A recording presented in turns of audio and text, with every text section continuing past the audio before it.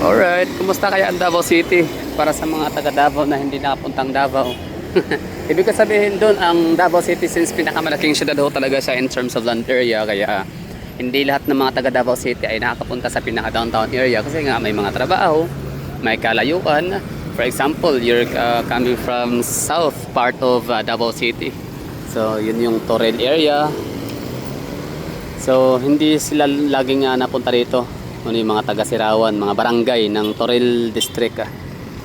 So, hindi nila masyadong nakikita, no? Yung ganitong sitwasyon dito sa ating downtown area.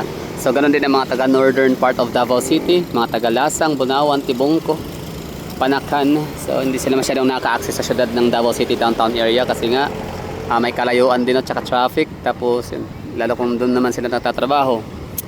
So ako na lang yung bahala sa inyo, no? For today's video is ipapakita ko sa inyo ang hitsura ng ating isa sa pinaka-busy na intersection sa downtown area of Davao City. Ito yung Quezon Boulevard, tapos San Pedro Extension, papuntang Bukana. Tapos ito naman yung San Pedro Street Extension pa rin. So ngayon, titingnan naman natin yung bandang yung kalsada or yung daan papuntang south part of Davao City. So akit tayo dito sa may tulay. Ipakita natin sa inyo yung overview. Itong tulay na to dati napaka busy, ngayon hindi na.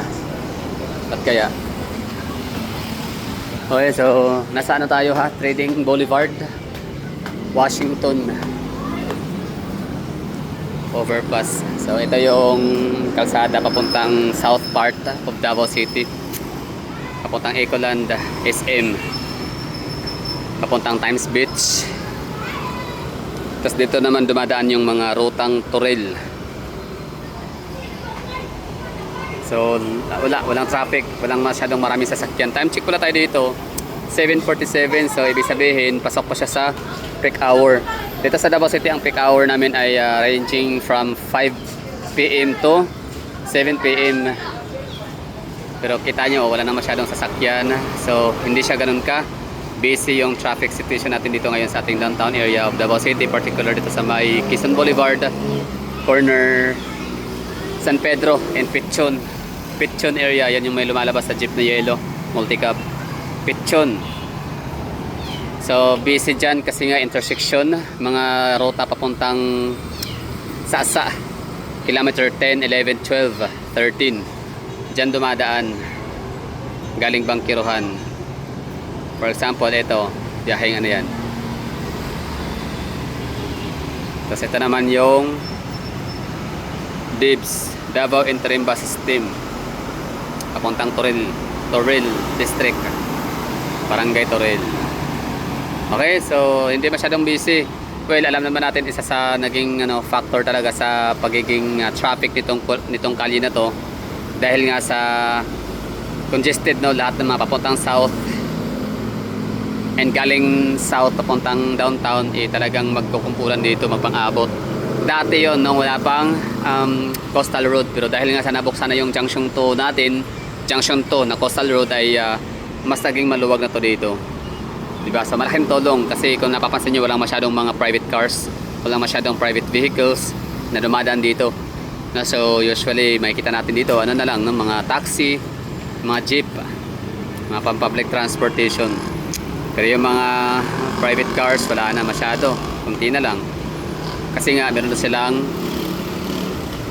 ibang ruta, meron silang diversion road, no? Yun na yung ano natin, coastal road, junction 2. So dito naman tayo facing sa may papuntang south, north part of Davao City.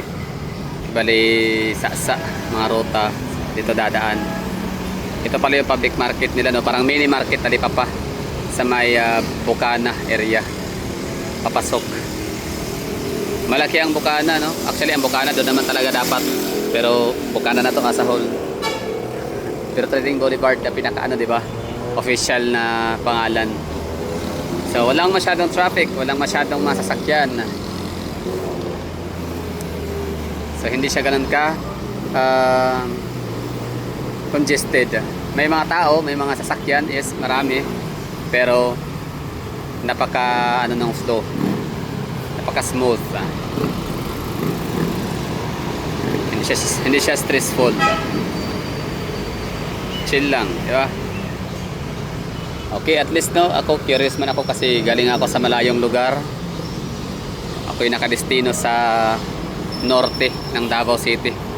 Kaya more on balita na lang, TV, sa mga Facebook, mga update, mga tungkol sa sa downtown area, tungkol sa lugar. So ito yung mga gusto kong masagot ng aking curiosity. So ano na nga ba itsura, sitwasyon, at lalo na ngayon na August 6, bali bukas talagang marami nang magsisimulang mga performance events sa Davao City. Kasi nga preparation or parang event na may kinalaman sa Kadayawan Festival. So malapit na Kadayawan Festival na yung pinaka-highlight event ay 16 and 17. So abangan natin yan, meron tayong indak-indak sa Kadayawan Festival, meron tayong mga floral float parade, marami tayong mga abangang mga pagkonsyerto. Meron ba? Meron ba mga inimbitahan, binayaran yung natin, City Government of Davao para sa mga national artist, yung mga national performer, mga ganyan, or mga local artist. Meron ba, Hindi ko pa kasi nakita yung mga calendar events. Although meron akong nakita sa Kadayawan page na yun nga, bali kandidat, may hiya sa Kadayawan, mga ganyan na mga event. So okay na tayo dito, so yung aking katanungan, curiosity, traffic kaya ang Davao City ngayon dahil maraming ang inaasahang mga bisita, mga dayo, mga turista coming from different regions of the Philippines. So baka maging traffic, so hindi naman pala, so tama lang. So sana gato lagi, normal lang yung traffic, hindi siya talaga yung nakaka-stress. Okay, so that will be all. Thank you for watching. Sana ay nagustuhan ho ninyo. Ako, okay, nagustuhan ko yung ginagawang ko to dahil nga napag-alaman ko na walang masyadong nadagdag sa mga sasakyan. So salamat nga sa natin, Coastal Road Junction to, at na-decongest ang portion itong kalsada na to dito. Napaka-traffic sana. Sa mga hindi pa nakabili ng ticket or nakapag-decide na pupunta ng Davao City, try nyo nang pumunta ngayon kasi nga napaka-abundant ng prutas namin. Last year kasi wala, Minghoy. Minghoy means walang prutas nung nakaraang taon. So nakakalungkot yun para sa mga bisita, gustong maki-witness, makisaya, tapos makikain sana ng prutas. So walang prutas. Pero ngayon grabe, 60 pesos lang ang kilo ng durian. Puyat pa yun, mas mura pa doon yung ibang mga variety. Puyat yung puyat tsaka premium puyat, yun yung mga from the word premium, Anyway, so that's it. Thank you for watching, punta na kayo ng Davao City.